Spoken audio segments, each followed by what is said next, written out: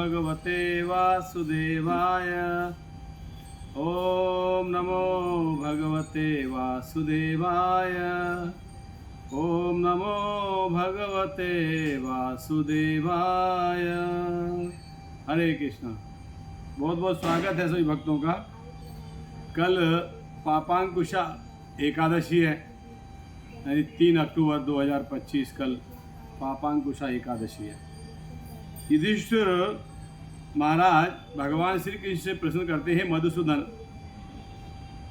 कृपा करके बताइए कि अश्विन मास के शुक्ल पक्ष में जो एकादशी आती है उस एकादशी का क्या महत्व है और क्या विधि है और क्या उसके लाभ हैं। भगवान श्री कृष्ण कहते हैं, हे राजन, अश्विन मास के शुक्ल पक्ष के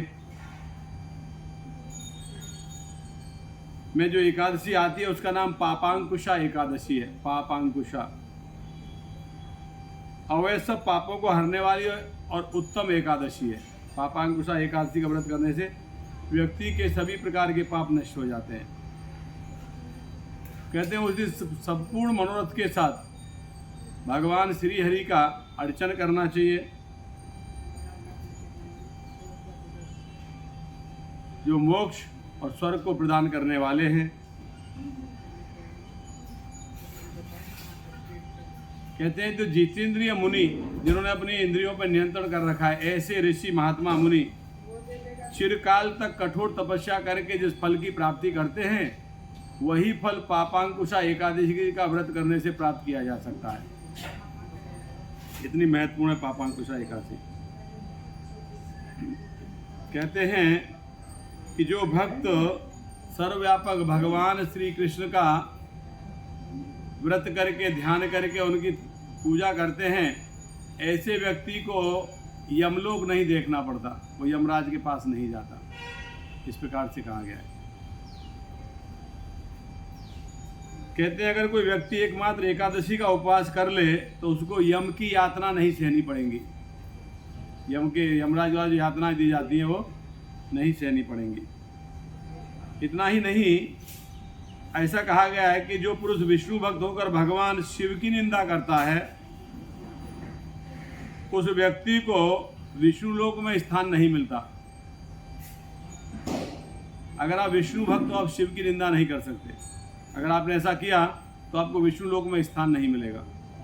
और इतना ही नहीं, उसको नरक में नीचे गिर जाना पड़ेगा अगर शिव की निंदा की तो। शिवद्रोही मम दास कहावा, सोनर मोन सपने में उन भावा।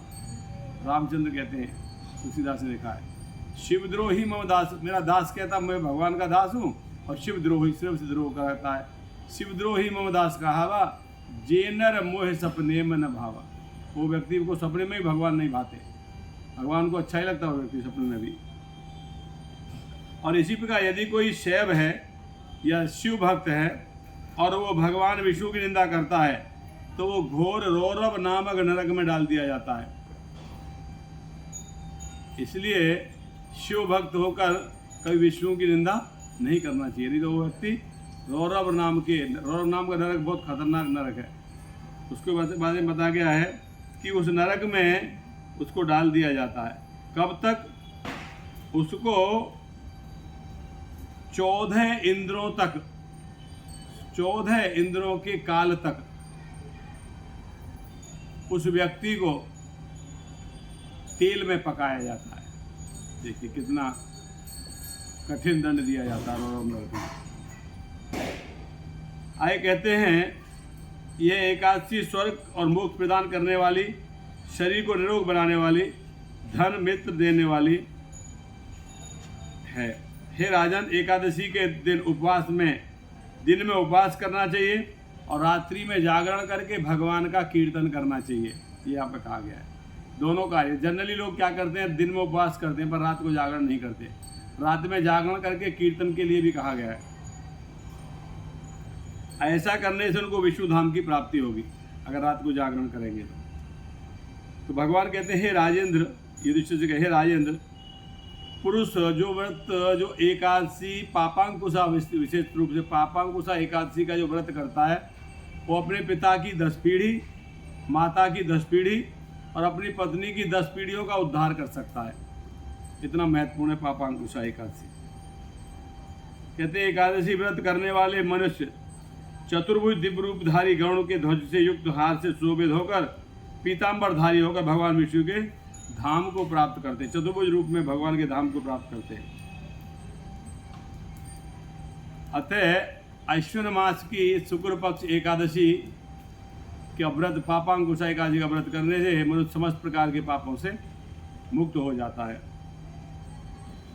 और इस एकादशी के दिन जो दान बताए गए हैं, तो इसमें स्वर्ण दान कर सकते हैं आप, तिल, भूमि, गऊ, अन्न और जल, जूते और छाता, ये वस्तुएं जिनका आप दान कर सकते हैं यथासंभव, जो आपके पास सामर्थ्य है उसके अनुसार। कहा गया है, हे भगवान कृष्ण गए, हे राजन, युधिष्ठिर से गए, हे राजन, अगर कोई व्यक्ति दरिद्र भी है, उसके पास धन नहीं है, तब भी यथासंभव उसे दान करना चाहिए, इस प्रकार से कहा गया है।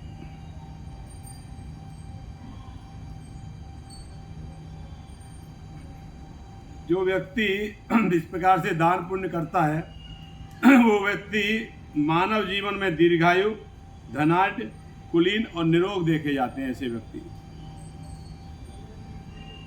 वे पूर्व जन्म के पुण्यात्मा हैं। आज जिन व्यक्तियों को अब धनाढ्य, कुलीन, रूपवान सब देख रहे हो, इसका मतलब पूर्व जन्म में उन्होंने पुण्य कार्य किए, दान पुण्य किए। आगे भगवान कृष्ण कहते हैं, आगे और कहने की क्या लाभ। मनुष्य पाप योनि में से दुर्गति में पड़ते हैं।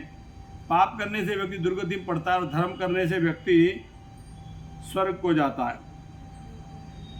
तो इस प्रकार कह रहे हैं कि मैंने पापांकुशा एकादशी का वर्णन कह सुनाया, और इस प्रकार इसका पालन करने से व्यक्ति भगवान श्री हरि का प्रिय बनता है, पापों से मुक्त होता है और वैकुंठ धाम की प्राप्ति करता है। तो ऐसा कहा गया है कि सभी प्रकार के व्रतों में एकादशी का व्रत सबसे महत्वपूर्ण व्रत है। तो अभी आने वाले दिनों में जो एकादशी आ रही है, मेरा सभी से निवेदन है, सभी उस एकादशी का पालन करिए, भगवान का दिन में भक्ति करके उपवास करिए और रात को भगवान के नाम का कीर्तन करके जागरण करिए। हरे कृष्णा। श्री प्रभुपाद की जय।